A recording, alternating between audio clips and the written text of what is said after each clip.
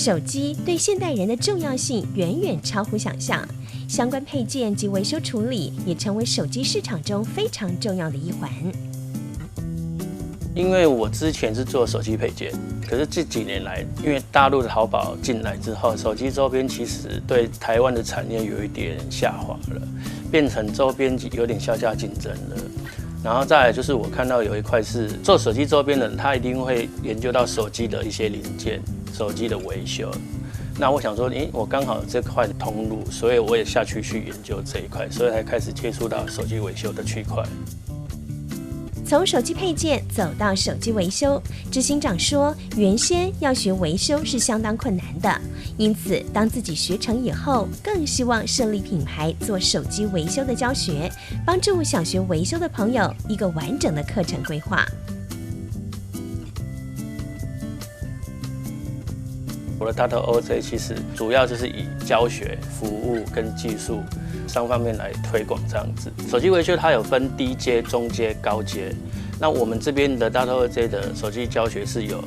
低阶到高阶都会教学，所以特色就是我们从不会的到他困难的，就是帮他教会就对了。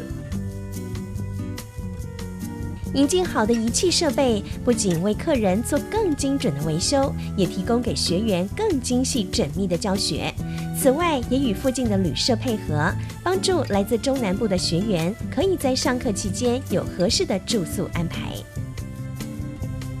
Data OJ 主要注重在手工的部分，然后理论为辅。像我们维修的案例几乎都是主机板为主，就比较精密的话，我们会大概都用显微镜去操作嘛，所以它那个手工的话，那个一定要到位啊。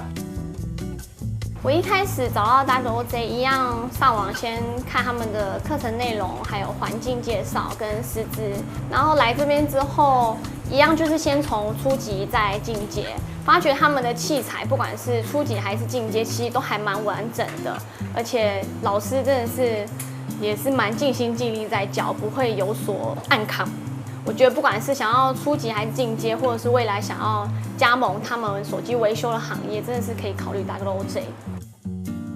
除了有手机维修教学外，这里还设立加盟总部，帮助想加盟的业主有更完善的资源以及整体性的规划。Data OJ 手机维修提供给加盟者的部分呢，第一个当然就是我们广告行销做得很扎实，第二个就是我们的原料物料是品质稳定，而且价钱优惠的。再来就是说，我们每一个加盟主来，我们会帮加盟主做好他所有开店所需的一切设备，还有一些行销工具的部分，全部我们会让加盟主进来加盟，不用担心一些琐碎的杂事，可以专心的帮我们创造品牌。品牌更为加盟主的后盾，只要有任何维修及开店上的问题，都能向总部寻求协助与帮忙，让品牌在不同地区都能给予顾客更优质的服务。Data OJ 他们本身是以手机维修教学为主的，那我们是当时评估它从入门到进阶的这个教学部分呢，是做得很完整。那本身他们的那个技术总监呢，这一块我们也相当对他的教学是非常有信心。所以我们觉得说，我们可以从一个完全都不会的这种经验，然后从不会到会，我们这一路可以学得很完整。那我们很认同这种模式，所以我们当时为什么会选择Data OJ当成我们是加盟的一个品牌？我们主要是针对它的维修、教学，还有后勤补给这整块，我们都觉得蛮好的。